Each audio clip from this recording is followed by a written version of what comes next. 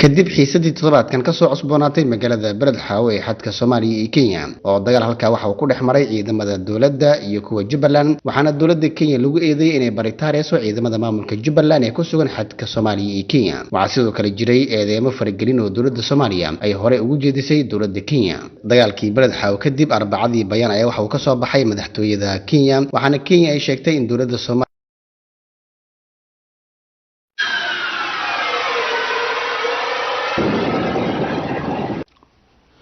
بسم الله الرحمن الرحيم كلنتي وناغسن داوديال يا صاحب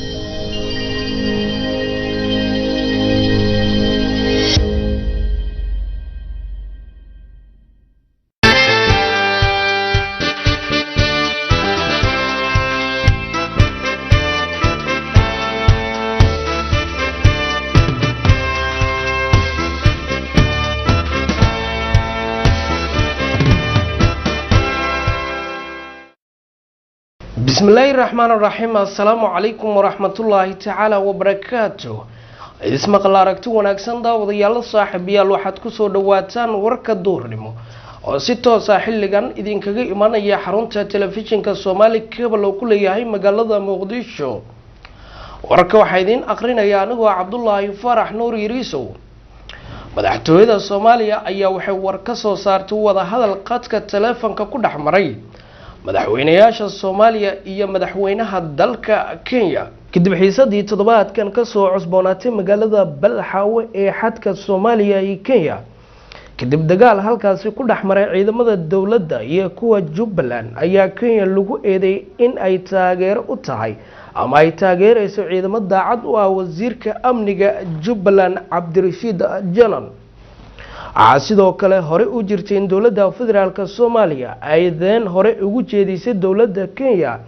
kadib dagaalkii Beledxaawe ayaa waxa jirtay bayaan ay soo saartay madaxtooyada Kenya waxay Kenya ay ku sheegtay dawladda Soomaaliya ay ku soo xadgudubtay xuduudaha lama taabtaanka ah ee dalka Kenya kadib kulan ay yeesheen golaha amniga qaranka ee Kenya kulankaasi oo shir gudoominayay madaxweynaha dalkaasi Uhuru Kenyatta intaasi kadib wada hadal qadka telefoonka ku dhaxmaray madaxweynayaasha Soomaaliya iyo Kenya ayaa madaxtooyada Soomaaliya waxay ka soo saartay war saxaafadeed Maxamed Cabdullaahi Farmaajo iyo Uhuru Kenyatta ayaa isla gartay ahmiyadda ay leedahay in si wadajir ah labada dal ay ugu wada shaqeeyaan sugidda nabadgelyada xuduudaha iyo guud ahaan xasiloonida gobolka madaxweyne Farmaajo iyo madaxweyne Kenyatta ayaa sidoo kale la sheegay in ay adkeynayaan amniga labada dal uu yahay mid isku xiran loona baahan yahay in laga fogaado wax waliba oo keeni kara isfahan darro labada madaxweyne ayaa sidoo kale isku afgartay in sida ugu dhaqsiyaha badan ay u wada fariistaan guddi ka socda Soomaaliya iyo Kenya kuwa oo ka shaqeynaya sidii loo wanaajin lahaa xiriirka diblomaasiyadeed iyo midda ganacsiga ee labada dal qaramada midooba ayaa waxay war cusub ka soo saartay doorashooyinka la filayo in Soomaaliya ay ka dhacaan sanadkan dabiyaaqadiisa golaha ammaanka ee qaramada midoobay ayaa mar kale waxay ku celiyeen in dib loo dhigin doorashada Soomaaliya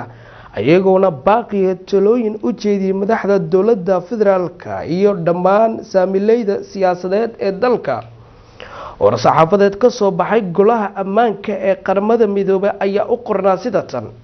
xubnaha golaha ammaanka ayaa waxay garwaaqsadeen horumarka laga sameeyay diyaargarowga loogu jiro Soomaaliya in lagu qabto doorashooyin qaran dabayaaqada sanadka 2020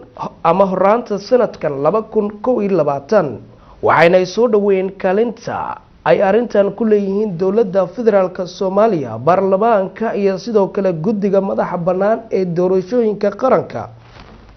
xubnaha golaha ammaanka ayaa waxay mar kale xaqiijiyeen inay dhowrayaan gobonnimada, midnimada dhuleed, madax bannaanida siyaasadeed iyo midnimada Soomaaliya. golaha ammaanka ayaa waxay ku celiyeen in ay filayaan inay qabsoomaan doorashooyin qof iyo cod ah, loona baahan yahay daafurnaan iyo waqtigooda oo dhacdo doorasho xasiloon loo wada dhan yahay,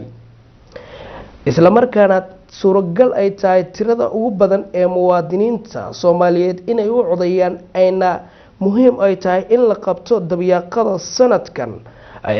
2020 ama horaanta sanadka 2021 si waafaqsan dastuurka federaalka ku-meelgaarka ee Soomaaliya. xubnaha golaha ammaanka ayaa waxay sheegeen in dib u dhac kasta oo ku yimaado doorashooyinka uu keeni karo khatar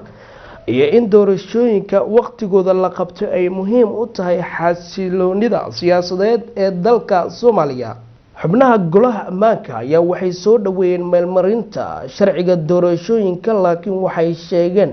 inay jiraan arrimo ay muhiim tahay in la xalliyo. ayagoona arinta ka hadlayay xubnaha golaha ammaanka ayaa waxay ugu baaqeen baarlamaanka federaalka Soomaaliya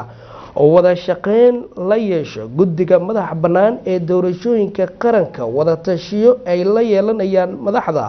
dowladda federaalka Soomaaliya iyo dowlad goboleedyada federaalka iyo saamileyda siyaasadeed, isla markaana ay muhiim tahay in tallaabo degdeg ah oo arrimaha ku kala cadeynaya inay suurtagelin doorasho qof iyo cod ah ay ka dhacdo dalka Soomaaliya. ugu dambeyntii xubnaha golaha ammaanka ayaa waxay sheegeen inay ku xun yihiin in guddiga madaxa bannaan ee doorashooyinka qaranka uusan si xor ah ugu howlgelin karin dhammaan dowlad goboleedyada xubnaha ka ah dowladda federaalka Soomaaliya. golaha ammaanka ayaa sidoo kale waxay dhiirigeliyeen hay-adaha iyo mas-uuliyiinta Soomaaliyeed iyo heer kasta inay abuuraan jawi siyaasadeed iyo mid amni oo suurtagelinaya in doorasho loo dhan yahay lagu qabto Muqdisho horaanta sanadka 2020. madaxtooyada Galmudug iyo sidoo kale xubno guddiga dastuurka ee baarlamaanka ayaa kulan waxay ku yeesheen magaalada Dhuusamareeb. madaxweynaha dowlad goboleedka Galmudug Axmed Cabdi Kaariye ayaa kulan casho ay la yeesheen hay-adaha u xil saaran dhamaystirka dastuurka ku-meelgaarka oo shalay gaaray magaalada Dhuusamareeb. munaasabadan casho sharafta oo ka dhacday aqalka madaxtooyada ayaa waxaa goobjooga ka ahaa madaxweyne ku-xigeenka Galmudug, guddoonka golaha baarlamaanka iyo xubno ka mid ah labada golo ee Galmudug. munaasabadan ayaa waxaa ka qayb galay wasiirka wasaaradda dastuurka iyo gudoomiyaha guddiga la socodka dib u eegista iyo hirgelinta dastuurka iyo guddiga madaxa bannaan ee dib u eegista dastuurka. hay-adaha dastuurka ayaa maalmahan ay joogaan Dhuusamareeb la tashi la yeelan doonaan hay-adaha dowliga iyo qaybaha kala duwan ee bulshada, ayagoo dhageysan doona talooyinka iyo aragtida ku aadan dib u eegista dastuurka qabyada ah. markana magaalada Beledweyne waxaa faahfaahin ay ka soo baxaysaa dagaal ka dhacay duleedka magaalada Beledweyne isla markaana u dhaxeeyay ciidamada dowladda iyo sidoo kale ururka Al-Shabaab. dagaal culus ayaa maanta duleedka magaalada Beledweyne wuxuu ka dhaxmaray ciidamo ka wada tirsan kuutada shanaad qaybta 27aad ee ciidamada xoogga dalka iyo dagaalamayaal ka tirsan ururka Al-Shabaab. dagaalkan ayaa geystay khasaare kala duwan. dagaalka uu ka dhacay deegaanka Bitaale oo u dhow deegaanka Luuq Jeelo oo qiyaastii ka badan 10 kiiloomitir dhanka galbeed kaga beegan magaalada Beledweyne ayaa yimid kadib markii ciidamada militariga dowladda Soomaaliya ay deegaankaasi weerar ay ku qaadeen. wararka ayaa intaa ku daray in xaaladda amni ay degan tahay, dagaalkan uu istaagay balse wali ay jirto cabsi maadaama xilli kasta la filan karo in halkaasi uu dagaal ka dhaco. inta ayaan guud ahaanba daawadayaal saaxiibayaal kusoo gabagabeynaya warka duurnimo ee idinkaga imaanaya telefishinka Somali Cable xaruntiisa magaalada Muqdisho. warka waxa idin aqrinaya anigoo Cabdullaahi Faarax Nuur Yiriiso. waxaan aad ugu mahadcelinayaa oo dhanka warsoo saarista maanta gacan lixaad la iga siiyay saaxiibkay Saleeman Xaaji Axmed Raage. tan intaan ku kulmi doono guud ahaanba warkan warka xiga waxaan idinkaga tageynaa sida iyo nabadgelyo. kadib xiisadii